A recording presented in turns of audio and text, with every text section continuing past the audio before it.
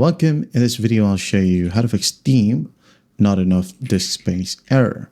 Alright, if you find this video helpful, please leave a like and subscribe to the channel for more such tutorials. Now, first up, go ahead and open up Steam.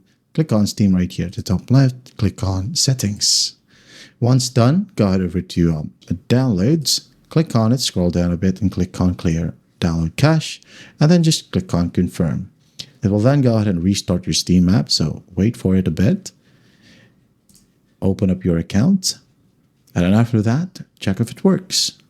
Now, if that still will work, go ahead over to Steam once more, Settings, and then in here, go ahead over to Storage. And as you can see here, in my case, I already have free space. If yours is the same thing, well, all you gotta do, if you have another drive, just click on the drop down right here and click on Add a Drive.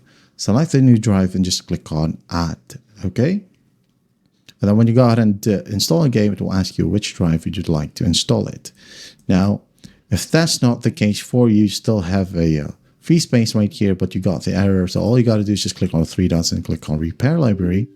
Click on Yes, and just wait for the process to finish. Click on Close, Close, Close. Close it right here.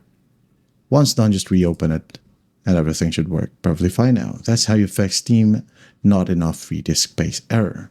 I hope this video helps, and I'll see you in the next one.